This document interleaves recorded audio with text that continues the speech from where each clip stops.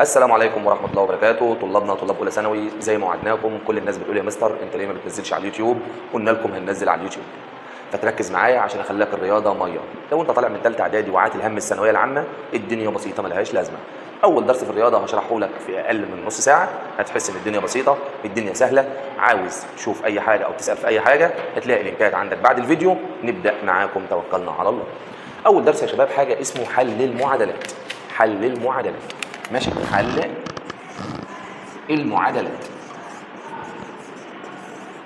يا مستر انت هتتكلم في كام فكره؟ هتكلم يا شباب ان شاء الله. اول فكره التحليل، ازاي تقدر تحل المعادله بطريقه التحليل. طيب تاني فكره يا مستر، ازاي تقدر تحلها بحاجه اسمها القانون العام. طبعا كله يعتبر ده يا شباب زي مراجعه. الحاجه الثالثه ازاي تقدر تحلها بالرسم. الحاجه الرابعه مسائل مستر محمد لفه، مسائل مستر محمد، او مسائل القرش احسن. ودي يا جماعه صفحاتنا على اليوتيوب وصفحاتنا في كل مكان ملقبه باسم يا شباب القرش. تعال نبتدي ونشوف التحليل. اول جزئيه يا شباب عشان ما اطولش عليك وتحس الدنيا مليانه، عندي يا شباب التحليل. التحليل بتاعنا عباره عن اول جزء المعادله اللي بالشكل ده، س تربيع ناقص 25 بتساوي صفر. انا بسمي التحليل ده يا شباب النوع الاول اسمه ابو 2. يعني ايه ابو 2؟ يعني انت بتتكلم في حدين. طيب نعمل ايه يا شباب؟ الحل بسيط، ممكن تحلل وممكن تحل المعادله بكل سهوله. ودي دي بعكس الاشاره، يبقى الحل س اس 2 بتساوي 25. س خد لها الجذر، جذر 25 بموجب وسالب 5. مجموعه الحل بكام؟ بموجب 5 وسالب 5. يعني في السؤال ده يا شباب كل المسائل الراجل بيقول لك حل المعادله او اوجد مجموعه الحل. فلما اجي اقول لك مجموعه حل المعادله دي كده، تمام؟ طيب افرض يا مستر طالب تاني شاطر قال لك يا مستر حلها لي بطريقه تانيه، بسيطه جدا. طبعا نروح لمين يا شباب؟ نروح للتحليل. فين التحليل؟ تفتح قوسين، س كام في كام؟ س وس. ال 25 5 و5، واحده موجب واحده سالب. بعد كده يا شباب تقسم الكشكول بتاع حضرتك نصين، هتاخد س زائد 5 بتساوي صفر، س ناقص 5 بتساوي صفر. هتودي الخمسه بعكس الاشاره، ودي الخمسه يبقى س بتساوي سالب 5، س بتساوي 5. يبقى مجموعه الحل سالب 5 و5. ده اول جزئيه. طيب يا مستر زيها بالظبط لو اديتك س اس 2 زائد 25. المساله دي يا شباب عاوز مجموعه الحل، بس في ايه يا شباب؟ في ح. في يا شباب في ح، وخد بالك من كلمه ح كويس. طبعا دي يا شباب مجموعه الحل، المستر بتاع اعدادي قال لك مجموعه الحل بتطلع بيها يا شباب بفاي، بس جت منين؟ ودي دي بعكس الاشاره، يبقى س اس 2 بتساوي سالب 25. خد الجذر، جذر 25 بكام يا شباب؟ ملوش جذر، ليس له جذر. يبقى مجموعه الحل يا شباب فاي، وما تحطليش فاي في يا شباب في مجموعه. طيب نكمل زي ما احنا ماشيين، الدنيا بسيطه وسهله خالص. لما اجي اقول لك س اس 2 ناقص 25 س، ايه الفرق يا مستر؟ الفرق ان حضرتك دي كانت س اس 2 ناقص 25، هنا س اس 2 ناقص 25. ايه يا شباب؟ س. عاوز مجموعه الحل. انا بقول لك اهو عشان تجيب مجموعه الحل بالعامل المشترك. بالعامل ايه يا شباب؟ المشترك. طيب يعني يا مستر انت بتقول ده تحليل، ده اسمه عامل مشترك. ولاحظ انا كاتب لك هنا ابو 2. في طلبه كتير ما فهمتش يعني ايه ابو 2. ابو 2 دي يعني حدين، يعني يا شباب حدين. تمام؟ طيب نروح لدي يا شباب. هنعمل ايه دلوقتي؟ الحل حاجه بسيطه جدا، هتاخد س عامل مشترك. اشمعنى س؟ هنا اس 2 وهنا اس 1، اخد الاس الصغير. طيب دول 2 خدنا منهم واحده، يتبقى لي واحده ناقص، خدت الس دي اتبقى 25. الكلام ده يساوي صفر. اقسم الكشكول يبقى س بصفر وس ناقص 25 بصفر. دي خلصت خلاص، ودي بعكس الاشاره، يبقى س بتساوي 25. يبقى مجموعه الحل صفر وفاصلة 25. افرض يا شباب جات لي غير كده، جات لي س اس 3 ناقص 125. بسيطه جدا، ممكن تحلل وممكن احل على طول، ودي دي بعكس الاشاره، يبقى س اس 3 بتساوي 125. يبقى عاوز مجموعه الحل. طيب خد الجذر، يبقى س بتساوي الجذر التكعيبي ل 125، تطلع بكام يا شباب؟ ب5. ولاحظ انا هنا لما جيت اخد الجذر حطيت موجب وسالب، هنا ما بحطش موجب وسالب. مجموعه الحل يا شباب تطلع بكام؟ ب5. ركز معايا، الرياضه ماده بسيطه وملهاش لازمه. طيب ده كده يا شباب اسمه ابو 2. ابو كام؟ ابو 2. طب يا مستر خد واحده كمان عشان خاطر ايه اللي ملخبط. افرض يا مستر قلت لك س اس 2 بتساوي مثلا س، عاوز مجموعه الحل. بسيطه جدا جدا جدا، المساله متظبطه. لا دايما الشرط عشان احل المعادله لازم المعادله تكون اسمها معادله يا شباب معادله صفريه. دي صفريه لا ادخل دي جوه بعكس الاشاره، يبقى س اس 2 ناقص س بتساوي صفر. اصبحت عامل مشترك. مين اللي قال عامل مشترك؟ حاجه موجوده هنا وهنا. خد س مشترك يتبقى لي س ناقص، هنا مفيش رقم جنبيها، واحد. بعد كده تساوي المساله بالصفر، يبقى اما س بالصفر يا اما س ناقص واحد بالصفر. ودي بعكس الاشاره، يبقى س بتساوي واحد. مجموعه الحل صفر وواحد. وبرده يا شباب ممكن يجي يقول لك اوجد اصفار الداله. اصفار الداله هي برده مجموعه ايه يا شباب؟ مجموعه الحل. طيب ده كده الجزء الاول في التحليل. دلوقتي هنخش على ابو 3. يعني ايه ابو 3؟ التحليل مقدار ثلاثي. مقدار ايه يا شباب؟ ثلاثي. يعني لما اقول لك هات مجموعه الحل دي س اس 2 زائد 5 س زائد 6 بتساوي صفر. حاجه بسيطه جدا اي طالب يعرف يحلها بالتحليل. الحل يا شباب هفتح قوسين س وس، الستة 2 في 3. اشمعنى يا مستر 2 في 3؟ انا عاوز رقمين يضربوا يدوا 6، رقمين يضربوا يدوا 6 ولما اجمعهم يطلعوا بكام يا شباب؟ بخمسة. رقمين يضربوا يدوا 6 ولما اجمعهم يطلعوا بخمسة. طب الاشارات دي يا شباب موجب، الاشارات زي اللي في النص. تاني الاخير موجب، الاشارات شكل الوسط. الاشارات زي اللي في النص ودي زي اللي في النص. كمل يا مستر كمل. ساوي دي بالصفر، س زائد 3 بصفر، س زائد 2 بصفر. ودي دي بعكس الاشاره، ودي دي بعكس الاشاره، يبقى س بسالب 3 س بسالب 2. مجموعه الحل سالب 3 و2. ادي دي اول جزئيه. افرض يا مستر جات لي بالسالب س اس 2 زائد 5 س ناقص الستة. الموضوع اسهل ما يكون يا شباب. حلل برضو، تفتح قوسين س وس كام في كام ب6 ولما نطرحهم يطلعوا 5. 6 في كام؟ في 1. كام في كام ب6 ولما نطرحهم يطلعوا كام؟ 5. الاشارات الاخير سالب، الاخير سالب، الاخير سالب. الكبير شكل اللي في النص والتاني عكسه. الكبير شكل الوسط والاخر عكسه. طيب بعد كده اصبحت المساله كام؟ س ناقص 1 بصفر، س زائد 6 بصفر. ودي دي بعكس الاشاره، ودي دي بعكس الاشاره، يبقى الس بتساوي 1، يبقى الس بتساوي سالب 6. مجموعه الحل كام يا شباب؟ صفر و1 قصدي وسالب 6. زي ما انتم شايفين يا شباب انا يعتبر بهزر معاك، كلام فاضي كله تحليل ولعب عيال يعني. طب يا مستر ما تدينا حاجه صعبه شويه. اديك حاجه صعبه شويه. حاجه زي كده مثلا لو جيت قلت لك س زائد 2 على س بتساوي مثلا 3. مجموعه الحل هتكون ازاي؟ وهتكون شكلها عامل ايه؟ طيب دي برضو تتحل بالتحليل؟ تتحل بالتحليل. مشكلتي فين يا مستر؟ انا مساله زي دي مشكلتي فين؟ مشكلتي في السين اللي تحت. اجي اضرب المساله كلها في ايه يا شباب؟ في س. طب لو مشكلتي في س اس 2 يعني اضرب في اللي تحت. طيب س في س، س اس 2. س في دي، السين مشيت مع السين يتبقى لي 2. س في 3 ب3 س. نعيد تاني يا شباب. س في س، س اس 2. س في دي ب2، س في 3 ب3 س.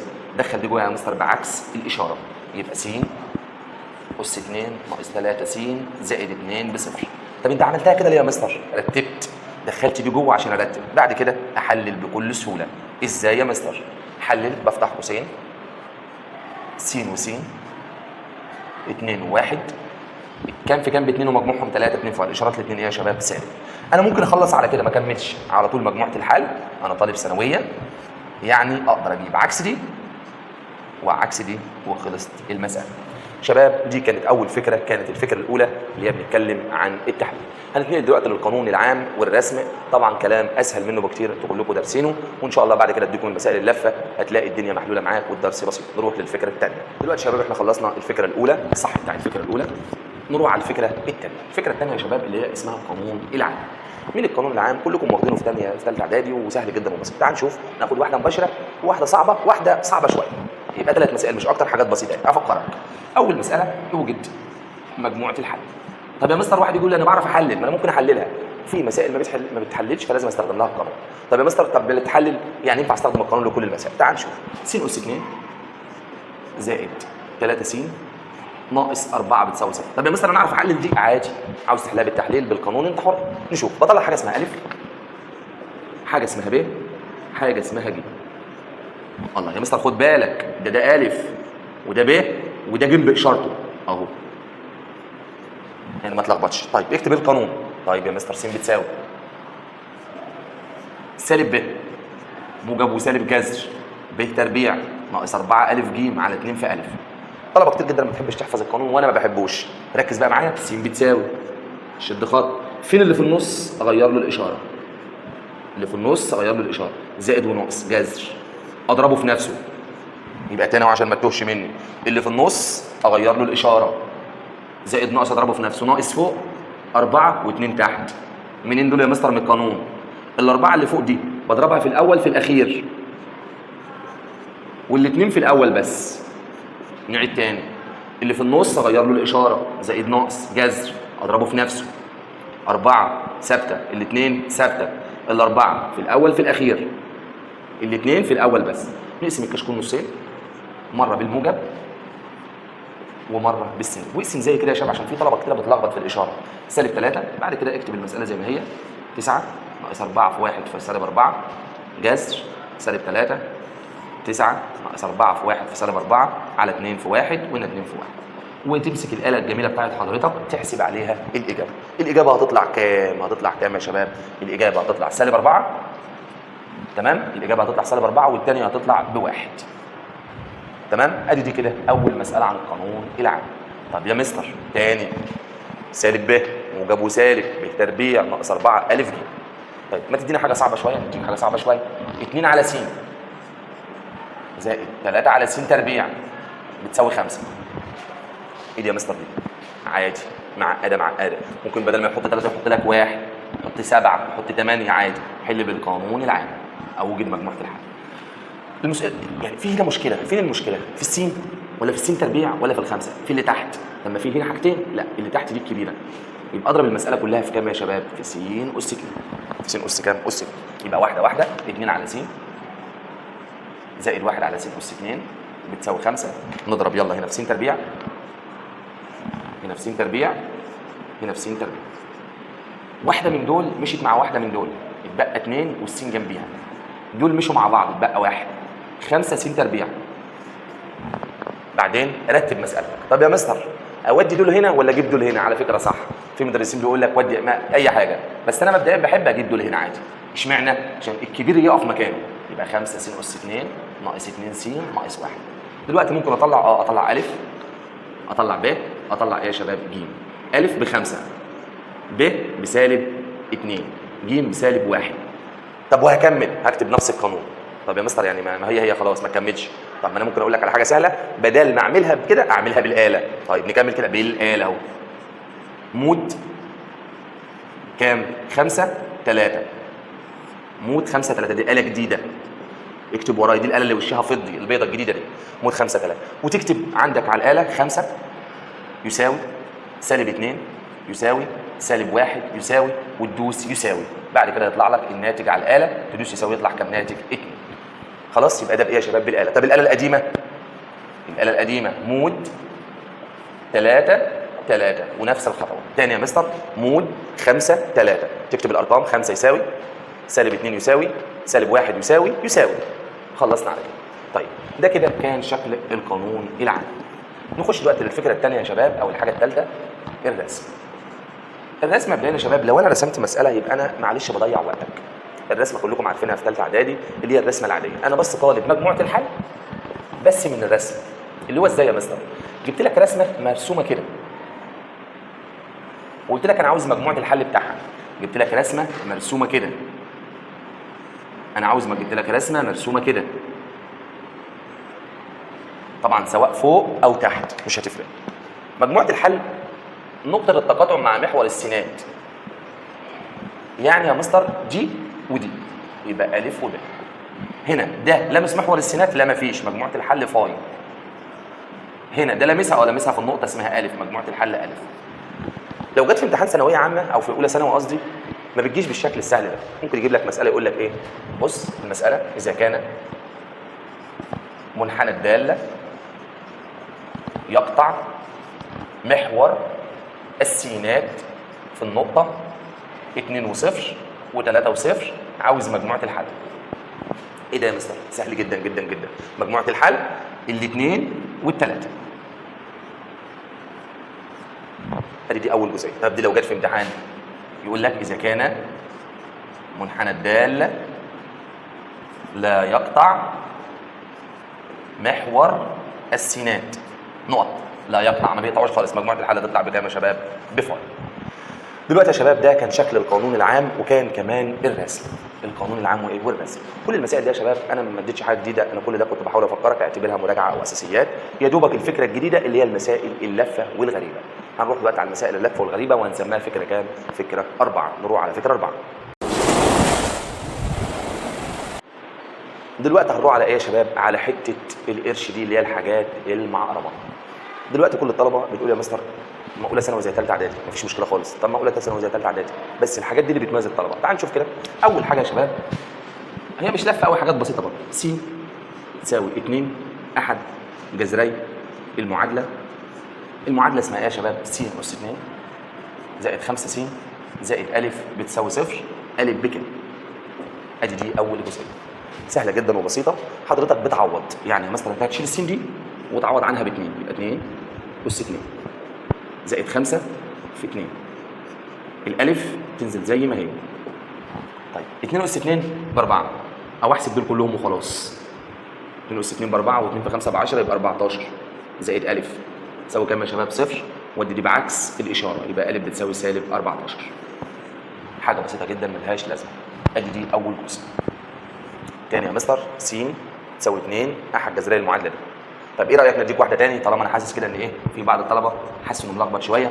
يبقى س تساوي سالب 1 احد جذري المعادله س اس 2 زائد ا س زائد 8 بصفر. عوض يا مستر عادي برضو مش قصه يعني. اما اجي اعوض بس عشان دي اس 2 احطها جوه قوس سالب 1 اس 2 زائد ا في سالب 1 زائد 8 بتساوي 0. نضرب او نحسب دي ودي على آلتك هيطلعوا بكام يا شباب؟ 9. و1 في ا بسالب ا وال9 تنزل زي ما هي، ودي دي بعكس الاشاره يبقى سالب ا تساوي سالب 9، السالب تمشي مع السالب يبقى الالف بكام يا شباب؟ ب9. دي كانت اول مساله هنقول في الحاجات الغريبه شويه. طيب خد الثانيه. ص ناقص 2 اس 2 بتساوي 9، وص اصغر من الصفر. عاوز ص بكام؟ عاوز ص بكام؟ او عاوز مجموعه الحل، ما فرقتش يعني دي او دي عادي. لو عاوز ص او عاوز مجموعه الحل الاثنين صح. ايه يا مستر ده؟ سهله جدا، حاجات بسيطه. اشتغل يلا. انا عاوز يعني امشي الاثنين دي. عشان امشي الاس لازم اجيب عكسه. مين عكس الاس؟ الجذر. يبقى انا هقول ص ناقص 2 تساوي جذر 9. الجذر 9 ده بيطلع بيه يا شباب بالموجب والسالب. اقسم الكشكول مره بموجب 2 مره بسالب 2 سالب 3 أصلا. بعد كده يا شباب الموضوع بسيط. ودي دي بعكس الاشاره، ودي دي بعكس الاشاره. يبقى ص تساوي 3 زائد 2 ص بتساوي 5. ص بتساوي سالب 3 زائد 2 ص بتساوي سالب 1. يا مستر انهي الاجابه الصح؟ دي اللي صح ودي اللي غلط. مجموعه الحل كام؟ سالب 1.